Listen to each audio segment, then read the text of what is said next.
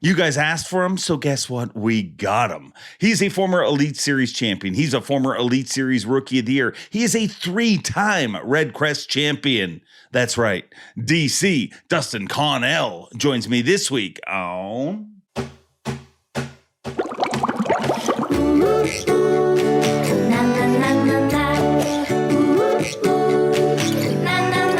I'm Bob Cobb from the Bassmaster. Welcome to Mercer. Welcome one, welcome all, friends, family, freeloaders, fishing freaks, and of course you, my humpers. Happy hump day to each and every one of you, and welcome into the Awkwardly Honest Fishing Podcast that goes by my last name, which is Mercer. This is the 209th edition of the Mercer Podcast, and I hope wherever you're watching or listening from that life is treating you well. Moment of total honesty. As you watch this, I am not here. God willing, I am in Anderson, South Carolina, getting ready for the fourth stop of the 2025 Progressive Bassmaster Elite Series. Obviously on Lake Hartwell, run out of world-class Green Pond Landing. So I look forward to seeing everybody there. If you're in the local area, make sure to swing by, check out a weigh-in, check out Takeoff. Say hello. I love to meet humpers. So give me a holler. Tell me you're a humper. And I will gladly try to make my way over to say hello to you wherever I am at said event. Just come on out. It's a good time. Lots going on. Officially Unofficial, out another episode. It's been a few weeks, but check it out on Bassmaster.com. That's another podcast that I host. If you like this, you'll probably like that. I mean, I have 4 different guests each episode, and we kind of address a different topic. Some of them spicy, some of them totally made up, and this week's is totally made up. This week's is, should there be fighting in fishing? It's all kind of comical and fun. I mean, it's not real. But if you enjoy it, make sure to go over and check that out on Bassmaster.com and Bassmaster's YouTube platforms and stuff. It'll be released throughout the week. A fun show. I have Lee Livesey. I have Kyle Patrick. I have Brock Mosley, and I have Matt Pangarak from Bass Talk Live on this week's episode. So make sure to check that out, please. While you're checking things out, it is an Elite Series week, so Mercer in the Morning will be back.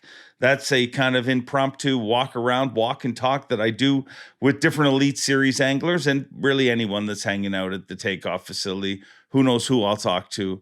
That happens 1 hour before Elite Series takeoff. So this week we're scheduled to take off at 7 a.m. So we'll do those around 6 a.m. You can see it on Instagram and YouTube. So please check that out. I have to touch something that is a tough topic, and that is the tragedy that hit bass fishing this past week. There's been several boat accidents, and one of which claimed multiple lives, and it's horrific. It's sad. It's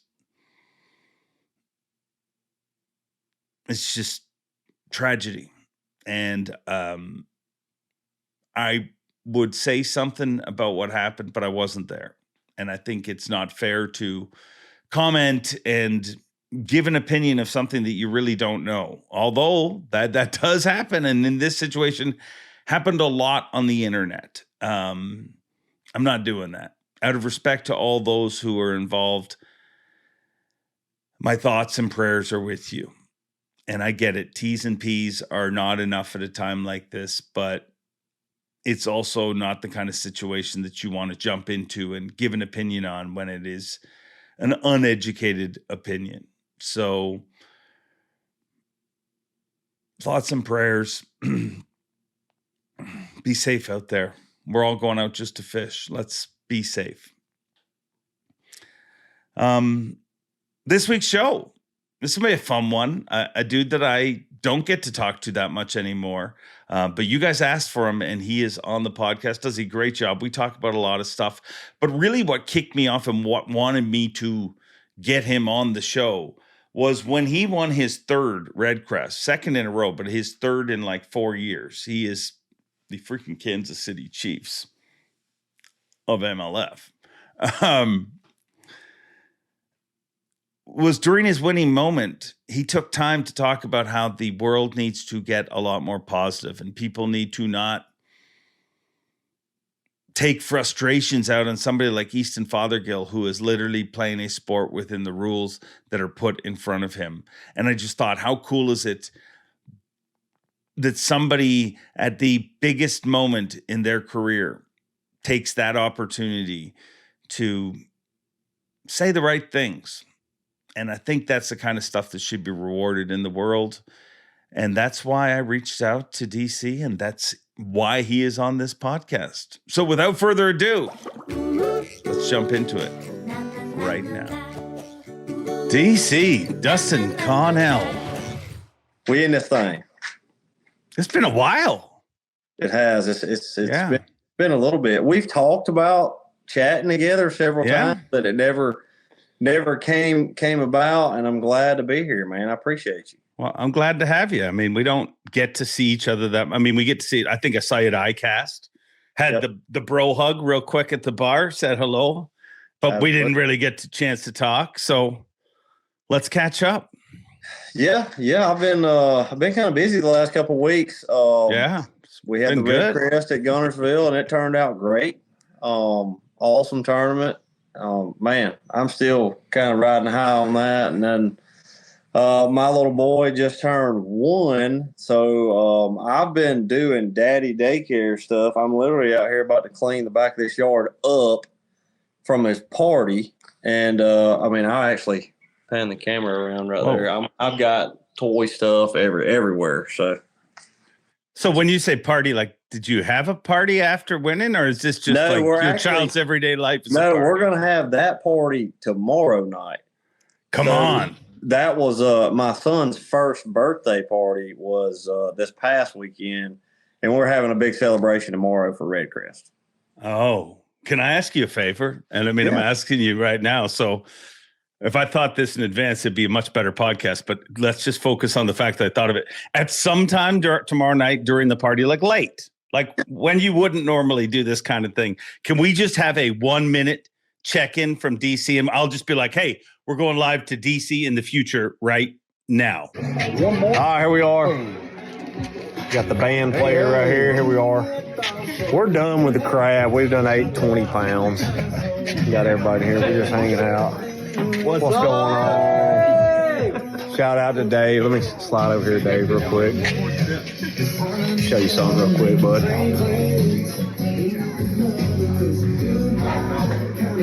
There we go, baby. I will definitely make that happen. We'll be partying pretty good. So I'll make sure that I don't drink too many sweet teas. No, please do. Please get all hopped up on sugar. No doubt. A lot of people coming to said party. Well, I think we have 40 people coming. Yeah, I've seen your crowd though. Your 40 is a strong 40. Yeah, we got a bunch of guys coming. I got Jacob coming, Mark Daniels, and then Adrian would come. He lives in New Jersey, and then I've just got family and friends. We're coming to hang out, and my buddy Russ is leading the Open. He's leading the Open. I texted him last night, and I said, all right, go win the Open, bring your trophy over here. We'll have a big party with me and you. So hopefully that pans out for him. I don't know if this video is posted then, now, or later, but my buddy, he's going to be here, so it'll be fun. Man, I hope I didn't just jinx him. No, you didn't. Nobody. I mean, no, he won't watch this. Nobody watches this podcast anyways. Oh goodness. But yeah, we're gonna have a little party, a little get together, and Gunnersville is awesome, man. I love Gunnersville. That lake's crazy. I mean, it's crazy good, and just the way that it kind of went down, just running that far. I was running like 70 miles up the river and catching brown fish and spots and big largemouth. God almighty, it's cool. But I mean, surprisingly, April is not my strong suit. I'm not a big time April fisherman. I ain't even went fishing since that championship day. So why don't you like April? Dude, they're spawning. I just let them do their deal. I let them be finicky and get on bed. Y'all do y'all's deal. I'll catch y'all when you get done and when there's a shad spawn. That's just how I've always did it. Give the love some space.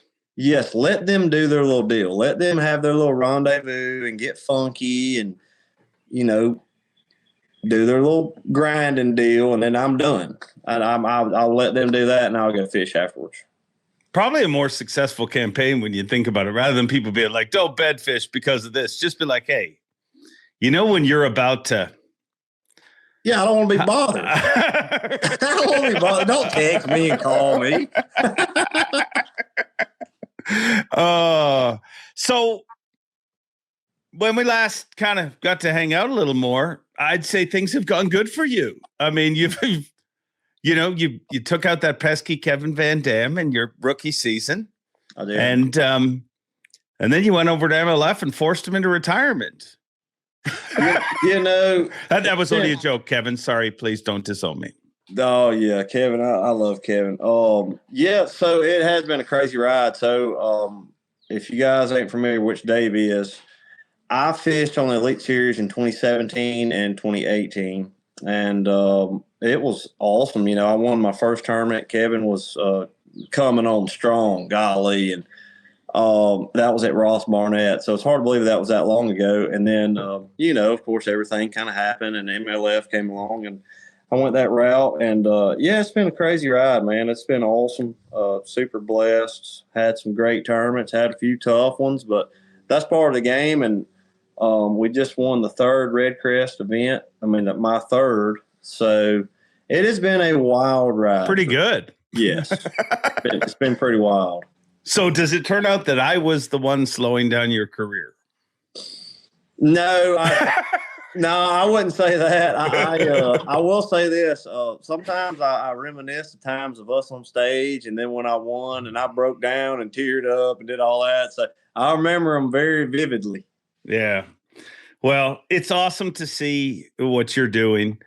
One of the reasons that, like you said, we talked about doing this for a while, but one of the reasons that I kind of jumped out to you is you took one of your, moments for pro anglers are pretty small. Like when you really look at the actual big impact moments, and you took some of your time when you were having that moment after winning your third Redcrest and friggin'ly kind of stood up for Easton Fothergill, the Bassmaster Classic champion, and talked about how the world just needs to be a freaking happier place. And that to me stood out as something very cool. So thank you for doing that. Yeah. I'll say this, and I have in the past, and we've all been guilty of being somewhat negative, or, and I have myself at times, and it just happens, but there comes a point where I just feel like we need to love one another straight up. And that weighed on me pretty hard, dude. I was driving, and it was like a couple days after Easton had won. And just for the facts here, I don't know Easton. I've seen Easton at the boat ramp a couple times on Lay Lake. Total egomaniac, just so you know. He is so out of touch. He might be a piece of trash. I don't know. But he seems like he's about as good a person as you'll ever be. Yeah, he seems like a great kid, and I keep referring to him as a kid. He's a grown man. He's 22-something years old. But, I've seen him at the boat ramp several times on Lay Lake, and then he was always nice to me. But, I got on there and I watched him win the tournament. I watched the whole event, and it was entertaining seeing everything and just how it went down. And I really got discouraged, dude. I got to the point where I was like, this is really bad, man. And I just couldn't handle it no more. I was like, dude, I'm done with this. Y'all can hate on me. I can take the whippings. That's fine for the most part. And then, but when I started seeing all of that hate and all of that negativity. What happened? We're shut down. Where'd he go? I'm going to tell you what happened here. I forgot to tell him to put his phone on Do Not Disturb. He got a call because he just won the Redcrest. And now we're going to have an awkward moment. He's probably going to show up on the screen upside down. I'm going to have to coach him to spin it around. And when he does this, hey. Yeah. We're back. Somebody called. Yeah, that's what happened. You're 100% right. I heard you the whole time. Can you put it on Do Not Disturb? Yeah, let me see if I can slide this down. Sorry, I'm doing this on my phone right now. Oh, this is fine. This is the kind of awkwardness that people 100%. love. You could tune into a much more professional podcast, but we're thankful that you chose to tune into the. Yeah, we're back now. We're back. Look, like nothing happened. Totally professional. So anyway, but now I was sitting there driving, and dude, that weighed on me pretty hard. And I'm gonna be like completely honest right now. I just feel like the space that we're in right now in bass fishing, and you know, we're this is a recreational sport. It just is, Dave, and we all know that, and it's a fun sport, and people go out and have fun, and we do it differently. We go out and we pay money and entry fees, and we try to win big money. I mean, $300,000 tournaments are huge, life-changing events. And I kind of go back to like Tuesday night tournaments. Those are fun tournaments. Them supposed to be fun. And, dude, it doesn't matter whether you're out there just joy fishing or if you're out there on a Tuesday evening tournament. If you want to use your electronics and go catch bass, all power to you. If you want to go flipping lay downs on the back of a muddy creek, all power to you. And there's a time and place for everything. But I can tell you, there's not, in my opinion, there's not a time and place to tear people down and just be negative, man. There's just not. And I feel like there needs to be a call for unity. And I'm not saying I'm the one to call that. I'm just not, because I'm not perfect myself. But I just, enough, I feel like it's enough. And let's just come together and love one another. And if you don't agree on something, let's just, let's do it silently. Now let me say this, Dave. I'll get a little nitty gritty here. I have never, so I'm not saying this, I guess you would say, discounting someone's opinion. I'm not doing that. No. Someone can have an opinion, but address it totally differently. So, like, I respect everyone's opinion. If you don't like something, it's free country. You can say whatever you say, but I don't agree on the way a lot of people address it by hating and downgrading someone's abilities and telling them that they're trash and this and that. And I don't agree on that. And I think we can all have a civil conversation about, it kind of goes back to politics. I don't have to agree on someone's stance and hate them. I disagree and hate them. I can just respectfully disagree and we move along. Yeah. And I think, first of all, you said, I don't know if it's your position. I think it's everybody's position, to be honest. And I think that the bigger the moment, the more onus is on somebody to point it in the right direction. I think even the whole positive negative thing is now being spun by people as like, oh yeah, you just can't be positive about everything. Well, no. So replace positive or negative with destructive, because that's what's happening. Like if you love, dude, I feel you. Nothing will ever happen on a forward-facing screen that is going to be an 8-pounder eating a frog in my life. But there's a way to say that, I love watching them do this without tearing down and being like, yeah, that doesn't take any skill. Anyways, there's just ways to kind of sift around that. And you can let your expression, like you can express your feelings in a certain way, but not in a lot of ways, not cussing and, just being ugly toward other people. That's just not how I was kind of brought up. If I disagree with somebody, I'll say, oh, okay. And dude, I don't really join in on a lot of things. I've never really been that most outspoken person. I'll be honest with you. I say this, it sounds cliche, dude. I still feel like a kid out here just fishing and living my dream. And I try to have fun.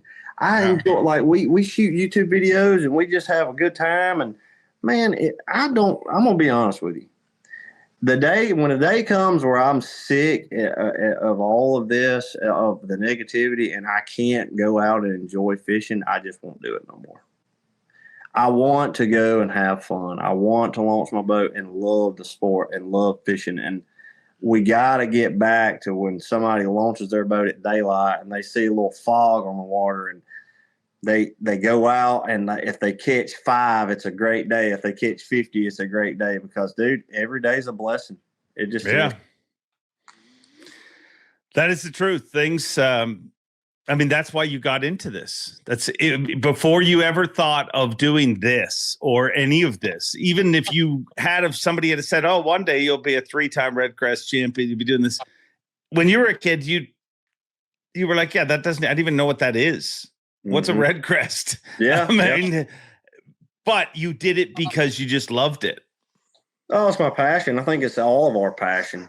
And I feel like I get so tired of just looking at results. I mean, like, people see the results. They don't know the stories behind a lot of these fish catches. They don't know the stories behind these personalities. They don't know, what people are going through, and you have no idea what somebody's going through. And to try to sum up what I was saying is, and I don't use this for any kind of leverage on the situation. I could care less, but, like, dude, you don't know the troubles that I go through and what Easton went through for sure, because my dude was in a really bad spot from what I've heard and seen, and the things that he went through, and to overcome all of that that's awesome, man. That's something to cheer on, I mean, that's just why we get up in the morning to see those things happen.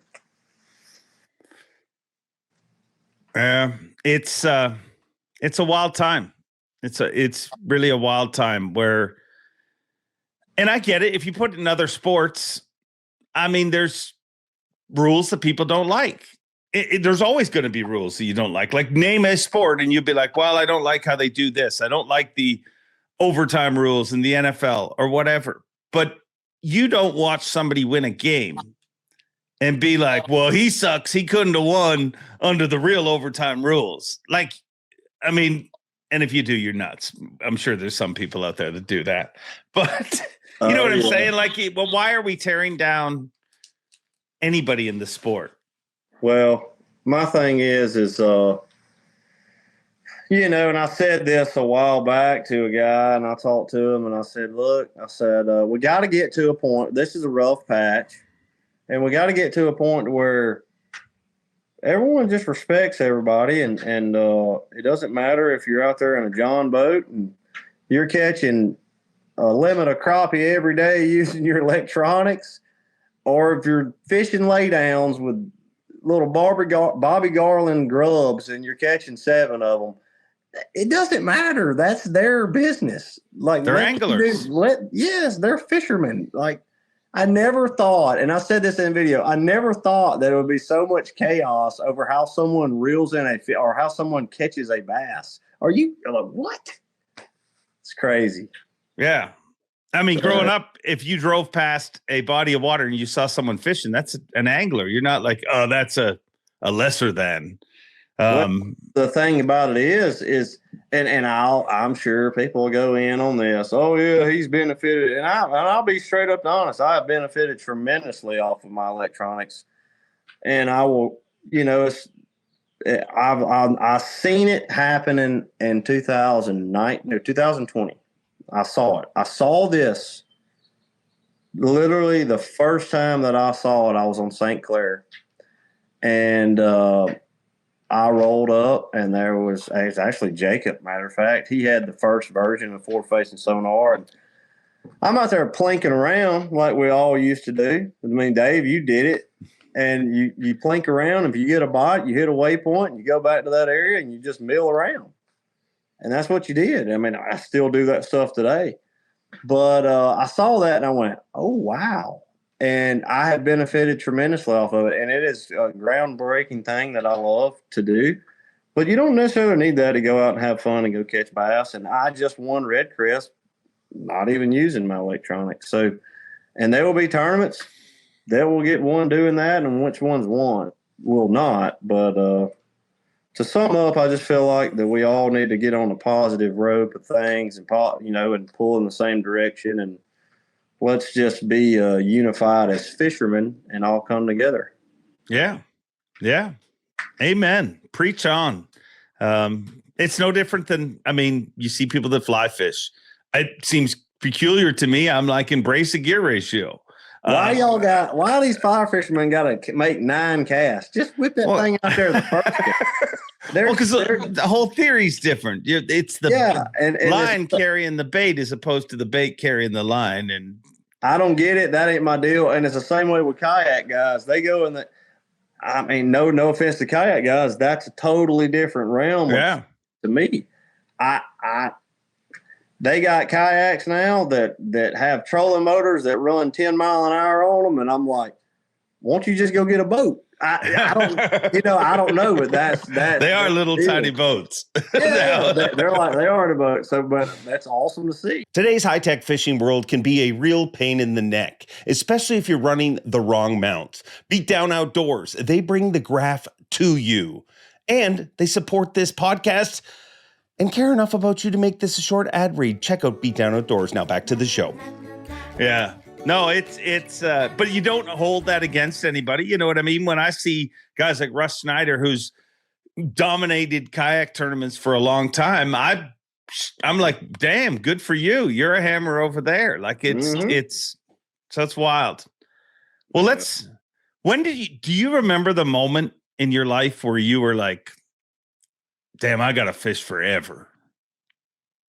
So this is a little quick story. I've told this story before a couple times. When I grew up fishing the Coosa River, and I've always loved fishing. I fell in love with tournament fishing when I was like 12, and then I went and fished the opens, and dude, I fished 1 or 2 opens, and dude, I went broke. Didn't have any money to even pay entries. I had to go work construction, and I put on hard hat for a year or so, maybe a little more, saved up my money, and then I won a Southern Open on the Alabama River, which gave me enough money to go out and try to do this. And what I've learned, I've did this for 8, almost 9 years now, is I still love fishing the same way that I did when I was 12. I'm going to go when we get off this podcast. Like, I'm going.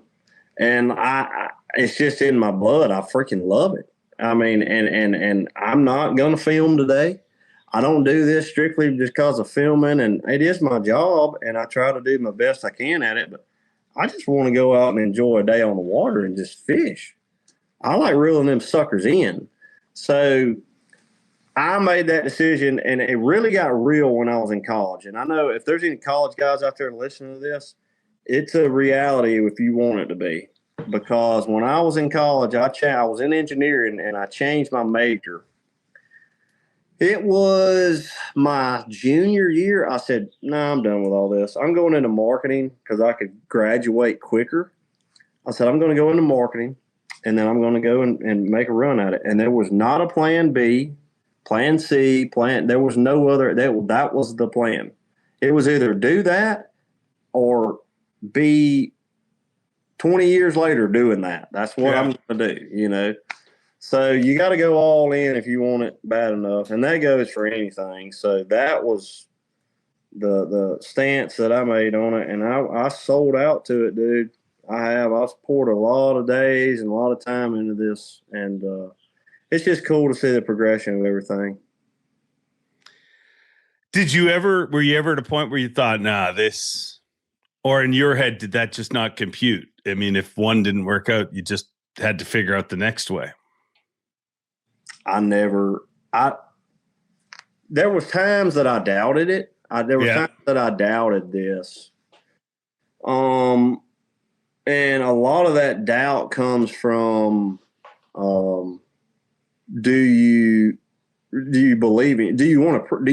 you prove yourself, and do you believe in yourself? Yeah. And whenever I first got on the Elite Series, it was such a awesome tournament. I won that tournament, and dude, that helped me out with confidence, of course. But dude, it costs a lot of money to get out here and drive around. dude, I'm driving. I'm putting 30,000 miles on my truck, and it costs so much, and the overhead, it's still to this day is a lot. And you got to have some coins to get out here and go play, because it is. I've seen the rough rides home. I have driven to New York and came home with $0 and didn't have nothing. And I'm like, oh, this is bad. Your phone ain't lighting up. Nobody's texting you, calling you, and that's pretty cutthroat. I've seen the bad and the good. So I try to stay like right here. Yeah. Don't get too high. Don't get too low. Stay right here and just keep grinding. Did you have specific people that stand out to you that were like, yeah, you can't do this, that motivated you, or was it just all support? I think doing anything, you're going to have haters. Then that's a subject we'll pop on here in a minute. But I think doing anything, if you're trying to do something, you're going to have people that are either going to hate on you and be jealous. You're going to have a very small circle that pull for you even when you're down. And I've noticed that.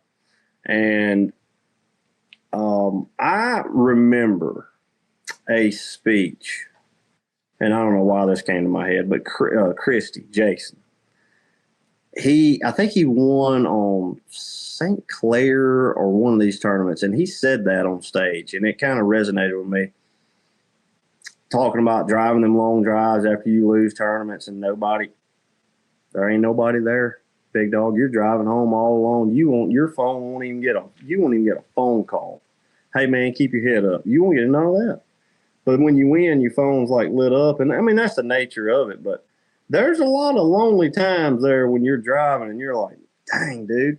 And I just came off 2 rough tournaments myself. I go down to Florida and I didn't catch them, and it just didn't have nothing to do with electronics. I just didn't catch them. Never got on them. Random bite here, random bite there, and that's going to happen. So if you know that going into this game, you're better off. You're going to lose more than you win. Seems that's a pattern to win championship events this year. Suck the first 2 events in Florida, because that's exactly what Easton did. And then destroy the championship. I'll gladly suck the next 2 tournaments if I can win the 3rd tournament. That's a good average. How do you deal with the hate though? Like, can you totally block it out? Because you guys get it. Yeah, a lot of okay, so there was a time when Kevin, okay, and I say Kevin because he is the GOAT of this sport, and I'll just say this: ton of respect for Kevin. What he's did has been amazing. He's an idol of mine still, but I feel like if I see him, I can shake his hand and give him a hug. And there was a time when Kevin kind of had a little drought, and I think it was in he won 3 AOIs. I was actually a kid at the time, and I went to the weigh-in and watched him win those, and a couple of them. I was actually at the bridge when he won beeswax. Dang, so was I. Yeah, that was the last year I didn't work for Bass. I was shooting twit vids on that bridge that day. That's crazy. Yep, but there was a time when Kevin kind of had a little drought, and he didn't catch him 2 or 3, maybe a year or so. And it was 5 years. It was a time, and everybody, all these people came out of the woodworks. Oh, Kevin's washed up. Kevin's done, and they were never catch him again. How you gonna hate on the GOAT of the sport? How you gonna count him out anytime? And then boom, Kevin wins another one. Boom, Kevin wins another one. And then and it's like, oh, I thought he was done. And then what's funny about it, and I didn't think that I was gonna get on this podcast and get this dive in this deep, but I got to. And I might be putting a target on my back here. I don't know. What's crazy is people can have criticism, but whenever someone proves them wrong, there is crickets, like church house mouse, like crickets. They go into hiding. They don't come out and say, "Oh man, proved us wrong, man. Good job. Hey man, I was hating on you earlier. Good job though." No, they won't say nothing. crickets. And I'm like, how does this work? I mean, if I follow somebody and I'm one of the guys, I'm one of the guys that catch a lot of hate as well, but I thought of that when Kevin went in that little drought. How are you going to hate on a man that has been the best in this game ever? Yeah. And he's proven himself Kevin's past the point of proving himself. And but no, man, a lot of that hate, you're gonna deal with that. Easton will, a lot of guys will. It's just point blank period. I think the best way to deal with that is you don't listen to it. You just keep trucking, man. You just do. And they're gonna continue hating till the end of time. And I don't know why people have that nasty, bad aspect about them. So I don't let it faze me. I keep on trucking. I use it as tackling fuel. You know what I mean? Motivation. Yeah, a little tackling fuel. So I like that. So that's fine. I can take it. I'll take the whippings. And if I don't catch them, that's fine. We'll catch them at the next one. So, but don't doubt a guy because all you're doing is really motivating him. That's just what I've seen. And everybody has their time. So I never doubt somebody. Somebody can have a bad season, and you're going to have those. You're going to. But don't doubt him. Don't tear him down. So you're telling me that your DMs are not full of messages from people that said after you caught him with forward-facing sonar that you couldn't catch him without forward-facing sonar, and then after you won the championship without it, they didn't reach out to you? They didn't ever reach out. They never asked me to go to get breakfast at Waffle House. They never did, man. They never did. And the ones that I blocked, I honestly almost went back and unblocked them and then sent them a message and saying, how did this age? Did this age well for you? But I'm not that petty, and I don't really think about stuff like that, so I don't really care. But I do enjoy the block button. And I think we all should at times. But enough with that. I don't even give these people, the people and the hate and the negativity, the time of day. I don't think we should. I don't even. Yeah. Yeah. Amen. When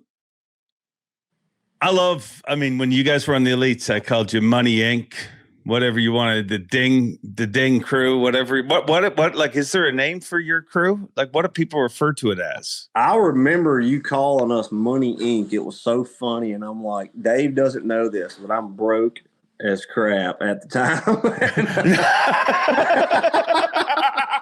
It was so funny. It's marketing. That's fishing 101 right there. 100%. I was like, yeah. We were making lots of paychecks. Like, yeah, that's it's it's crazy. Jacob, unbelievable. I mean, the stuff he's accomplished, and being with Mark, and Mark's a heck of a fisherman, and we added Adrian in our group, and just having them in there is cool because I can go and travel, and you got people to just hang out with, man. I've traveled alone before, and it kind of sucks because. You have a bad tournament, there ain't nobody there to have a sweet tea with and just talk about it. But yeah, those guys are my best friends, and I got their back same way they got mine. And when they win, I'm there for them, and when I win, they hung around for me at Redcrest. So and they're gonna be, Jacob and them coming down tomorrow. But it's just cool to have that group of people around you, and positive people. They're truly like a family to you. I mean, you guys vacation together. Like, this is not just a tournament thing. And from the outside, it looks very, very cool. Yeah. That's like a genuine like brotherhood there. So it's cool. And not saying that things people always, we've had times where we can get down each other's throat. That's going to happen as well. But it's a true brotherhood. It truly is. And it's just cool to see over the years because I qualified the same year that Mark Daniels and Jacob qualified for the Elite Series. And I met them at Douglas Lake during the Opens. And that was in 2015. That was 10 years ago. Wow. Time been a good decade. Yeah. You kind of alluded to it, and it's kind of the next question I had for you. I mean, you look at that's a house full of studs, and I don't want it to mean what MDJ does or Adrian does, but dude, statistically wise, you and Wheeler are freaking. There's 2 Brahma bulls living in one friggin' stable. Have you guys ever? Like, how do you not lock horns? But like, I mean, it feels like it's you two and Ott, and then every once in a while another guy wins. So funny. So, which you know this, but well, let me start by saying this. Iron sharpens iron, okay? And that's such a cliche thing to say because you hear that term all the time, but that's truly like how it is. I am super motivated by Jacob and what he has done in his career.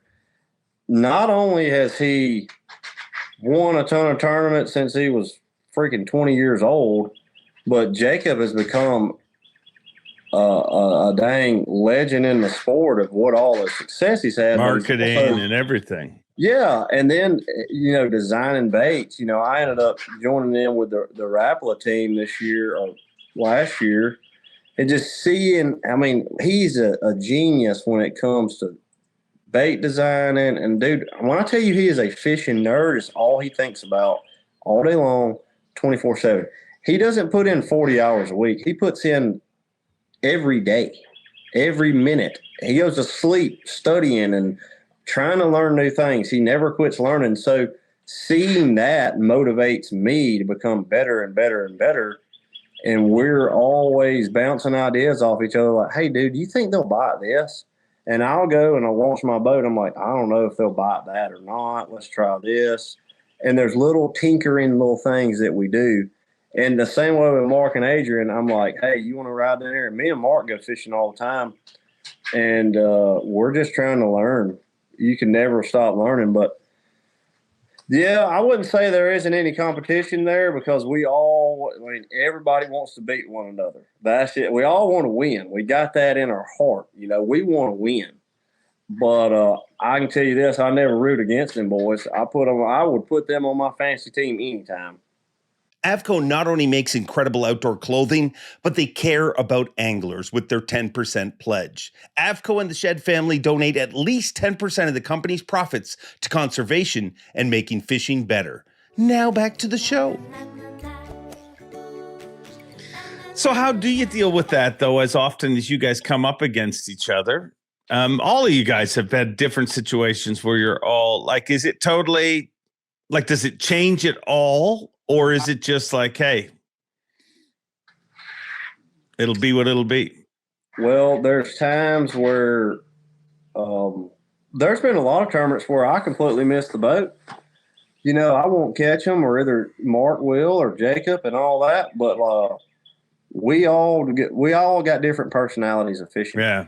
So Mark is a slower fisherman. Like he's really good in grinder tournaments. Me, count me out. I do really good in like good slugfest tournaments when I can get a pattern going. Mark, if he's getting a bite every 2 hours, Mark's right at home. If he can slow down, and he's one of the most methodical guys out there. And Jacob, he's a damn animal. He can catch him in sight. He catch him. If he's getting a bite every 2 hours, he's fine. He's calm, cool, collected. Me, I'm not a sight fishing guy. I don't fish like that. It's hard for me to slow down. I like running around and making stuff happen.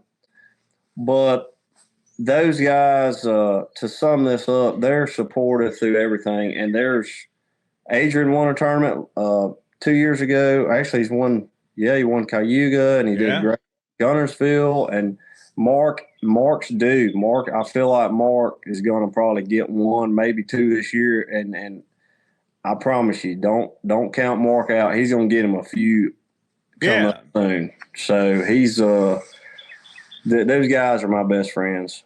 Yeah. No, and when I said that, I meant no slight to Adrian or Mark. I'm just saying right now, if you look at the championships and AOYs, I mean, you guys are two hard people to live with. It's been a run. Are you ever worried that they'll vote you off the island? No, they. I hope they don't. I hope they don't. But I'll just say this: it's been a crazy run of things of how they happen.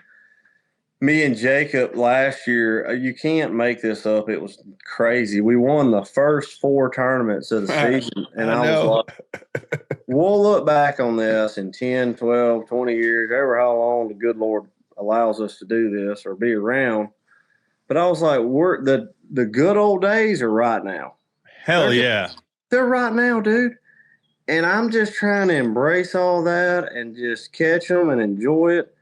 And I'm on the verge of things are different now for me. I'm starting to kind of slow down. I know it sounds so goofy, but dude, I don't want to go launch my boat and run all over that lake and just stress and worry about it. I want to go do what I like doing.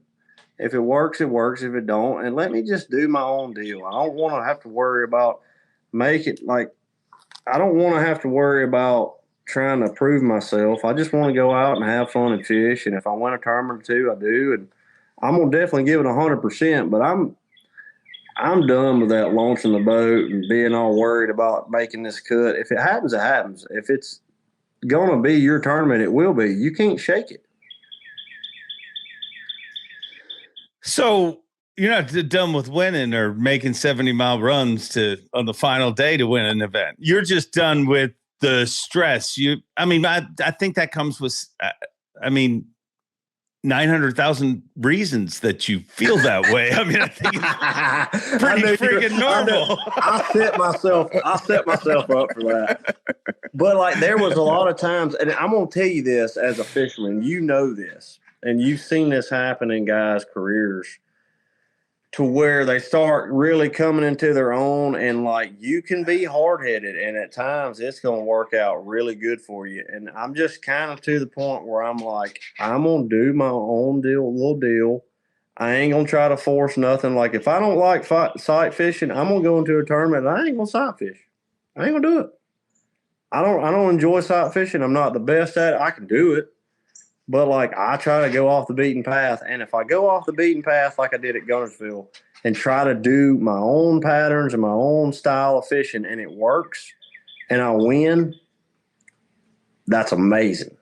But if I go and I take that risk and I make that 70-mile run, there's 2 things going to happen. Either it works or it don't. And when it don't, the haters are going to come in and say, oh, what happened?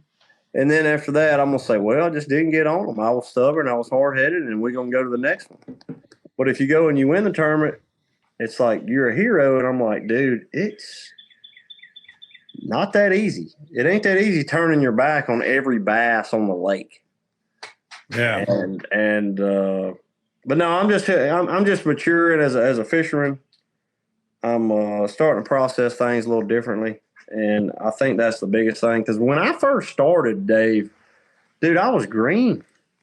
In 2017, I didn't know. I ain't never even went to none of these lakes.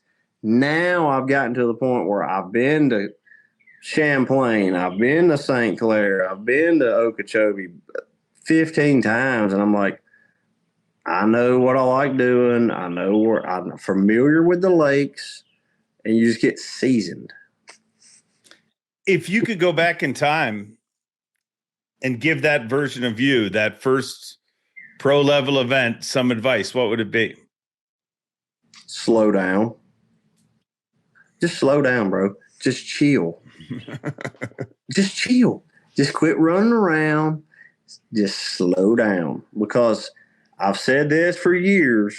It is so hard for a fisherman, okay? Keep in mind, you have to understand in the mornings of the tournaments, you're setting your alarm, you're getting up, you're wide open, you're trying to hurry up and get to the boat ramp, you're running by the gas station, you're launching the boat, you're in a hurry, oh my gosh, I got to rig these rods and get everything. Then you blast off and then you run and you're wide open. And when you get there to your fishing spot, you got to slow down and just chill and just fish. It's so hard to go from 1,000 mile an hour to like 5 mile an hour and just do your deal.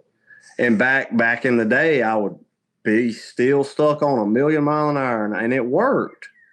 But now I've learned, like, don't do that. When you start stressing and when you start spinning out, the worst thing to do is speed up. Which is easier to do when you're not broke. Facts. So even if you gave that advice, that version of you would be like, well, yeah, what am I eating tonight?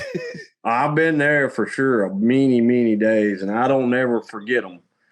And I will say this as well. You give a man $5,000 in his bank account and you give a man 50 grand in his bank account, and they fish totally different. Yeah. That's true. I think we've seen that, What do you think makes you good at this job? Like, what is the characteristic, the one thing that stands out to you that, man, if I was building a pro angler, I'm glad I got this? This can be a enemy and this can be an advantage, is being versatile. Okay. You're very versatile. And I've always learned, dude, I've read every Bassmaster magazine out there. I've watched every old Toledo Bend video. I'm just telling you, I'm a student of the sport. But being versatile can help you and it can hurt you. I don't have a problem sitting in 40 foot. I freaking love it. I don't have a problem swimming a jig in 1 foot. It doesn't matter. Sorry, can you hear that? No, that's fine. Yard maintenance is important. But people in my part of the world are just like, I can't wait for that sound. Yeah, 100%. Yeah. So being versatile is one of them things that can hurt you and help you. And it's one of those things that it can hurt you because you got a million different things you can go do. Oh, I'm catching them on jerkbait. Oh, I need to be flipping. Oh, I need to be using my forward facing, my active target. And I just feel like at times I need to dial into one thing. So being versatile helps me a ton become a lot better fisherman. If I roll up to a clear water place, dude, I ain't got a problem. I'm cool. If I got a muddy water place, I'm right at home as well. But when you got too much going on at one time, you don't never dial in on one thing. So being versatile helped me become the fisherman I am today. You got any tattoos? No, I'm going to get one of my wife won't let me get one. I was going to get 2 of them. Right there on my wrist, I was going to get a mooch minnow. That's a long-term deal. Yeah, I know. It's going to be there forever. So DQ, get off that wallet. He's willing. DQ, come help me out with this tattoo, bro.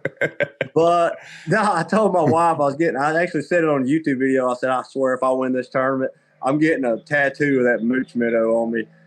And she ain't going to let that happen. No? Not a fan of the ink? No, I don't have any tattoos. All right. Well, whatever. Are we moving to a different location away from the yard maintenance? I got my yard guy in here. He's out here cleaning up. I'm going to step inside. Hey, that's something that young DC never had. A yard guy. I got a yard guy. Hey, I know we might hop off, but that's the one we were talking about earlier right there. Guys. Yeah. That's at the very top right there. That's what kind of got me started there. So dang, that's no starter kit trophy case, dude. Like, things have been pretty good.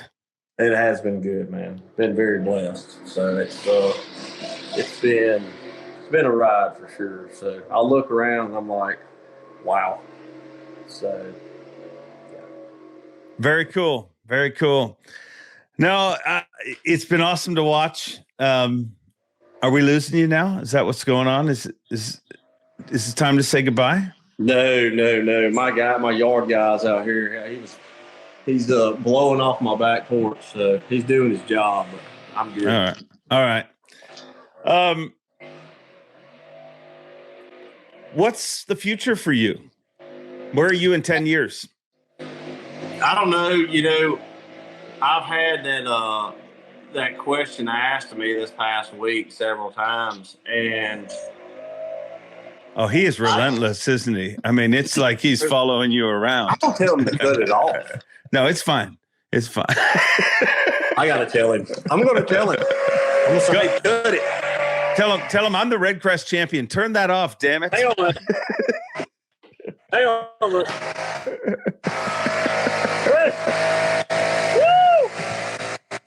Oh, boy. Okay, there. This has been an adventure. No! It's never going on. He's blowing off. Why is he blowing off my truck? There's nothing on my truck. He's just trying to screw with this podcast, I believe. All right, he's moving along, hopefully. So anyway. Sorry, Dave. We can edit all that out. But I think it's wonderful. Yeah, I get that question a lot, and I'm like, my goal I want to be doing this as long as I can. You know, you see Rick Clun out here. Rick's been doing it forever, man. And I just want to be in this game as long as I can. And you know, the trophies will come, and they won't come. I've noticed that too. You're not going to have good years, but I want to embrace it as much as I can. And a lot of guys, I had this question the other day.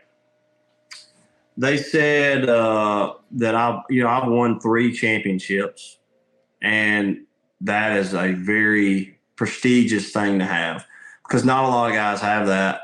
And they said, are you in the conversation of some of those guys that are above you? I mean, Rick and Kevin. And I said, absolutely not. I said, because them guys are my heroes. I don't care if I win 3 more tournaments from here the next 10 years. Them guys are my heroes, and I look up to them. So, no, I will never be I don't consider myself in that situation. I just love fishing.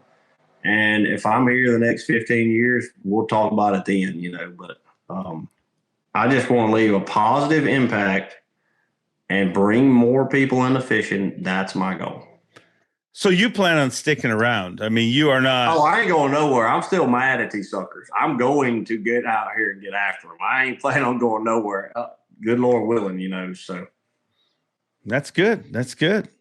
The YouTube thing, that continues to be a big push for you, I imagine. Yeah, you know, my camera guy. So, real quick story. We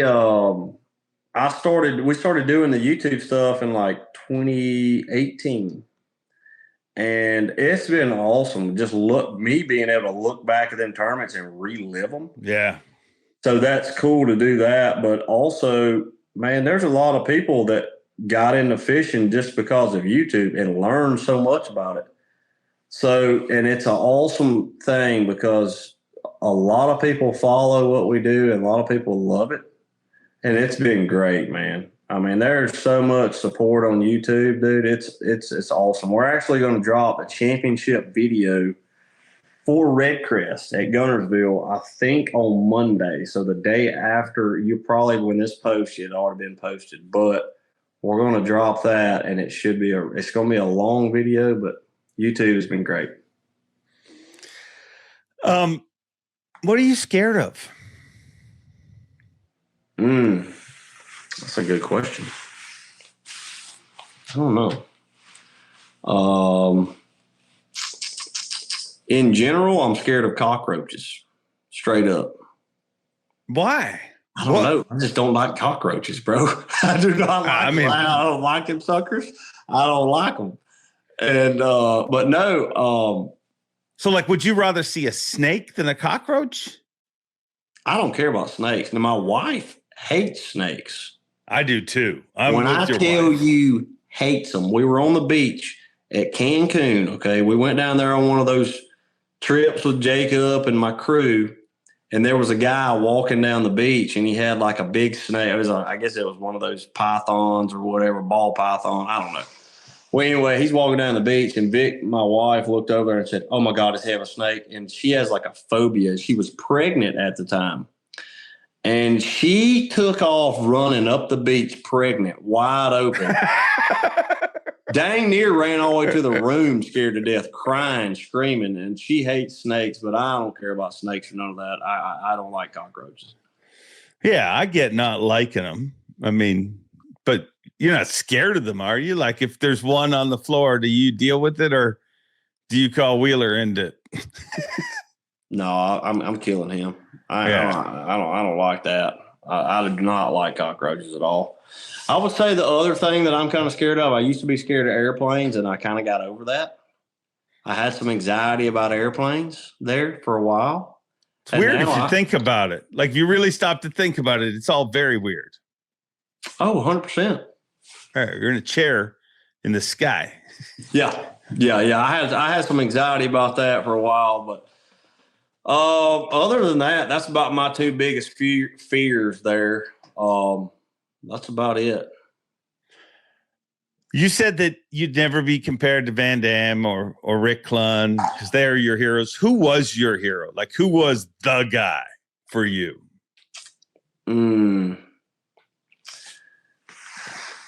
I'm probably going to say Rick, man.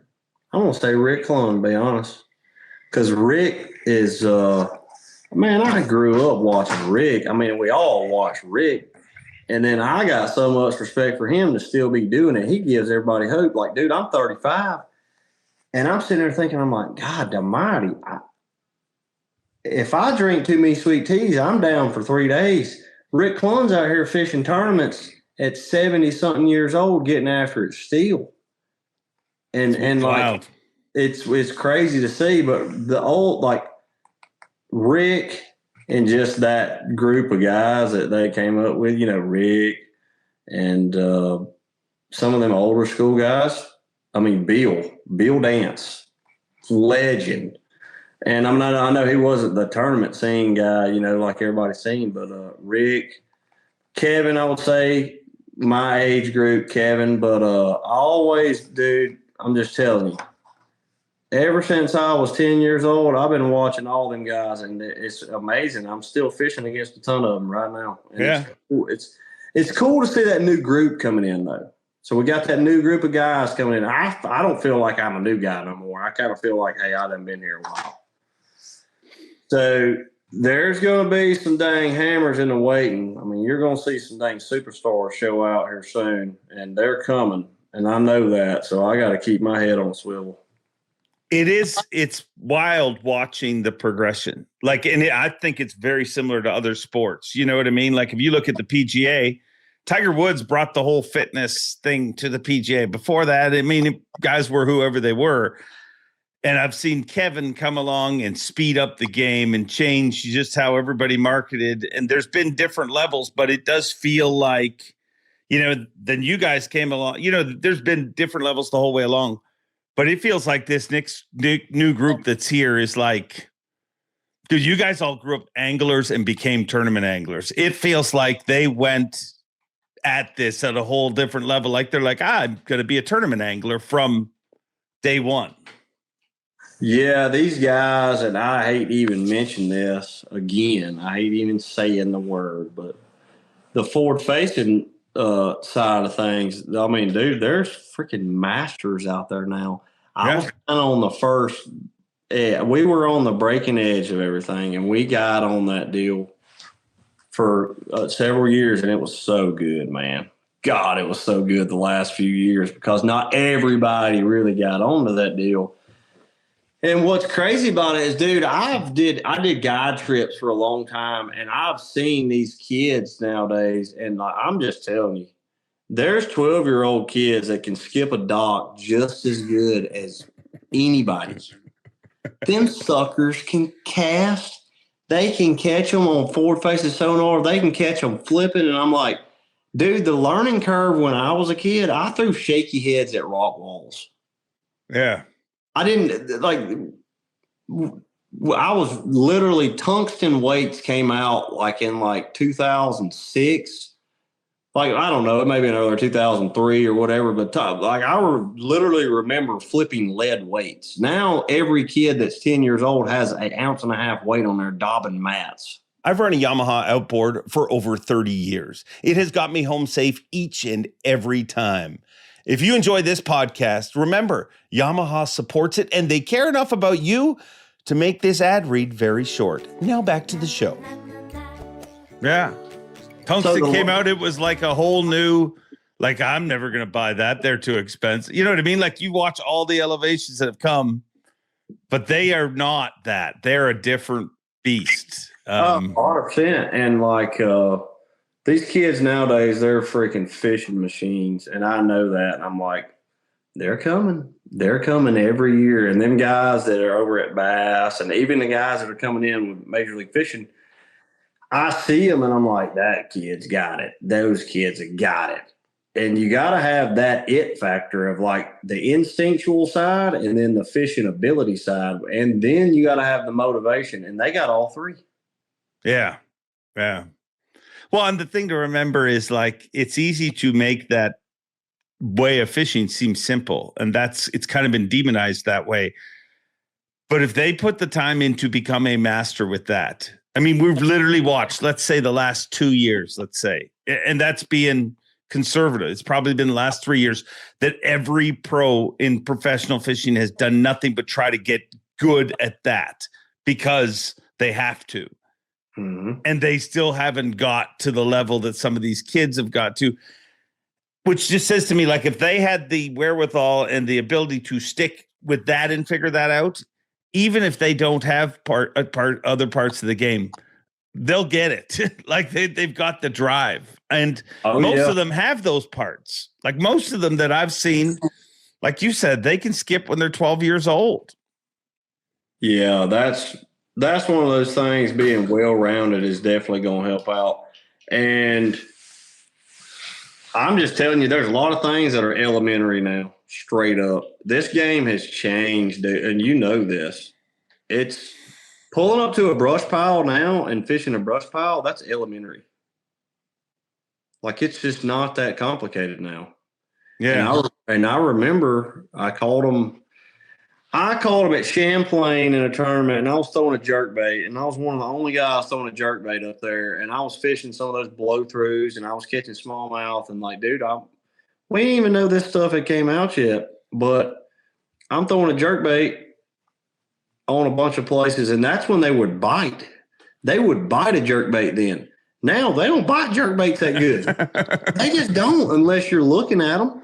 Yeah. You can't blindly pull up to a brush pile now and make a cast on it and get them to bite. So it has changed, and they have adapted, and that's in a world full of adapting and changing, you got to change with it. Yeah. It's sometimes when you're watching it on forward-facing sonar, you're like, if you really think back, it's amazing the amount of fish that people caught blindly. You know what I mean? When you look at how many precise casts you have to make to a fish, and you're like, I just threw over by that brush pile and covered it with 4 casts and thought I had done my job. It's wild. I fish way too fast. Now that I see that, use an active target, I'm like, dude, I fish so fast. It's amazing I even caught a bass because I would pull up to a brush pile and make 2 casts, and I may not even been near it at the time.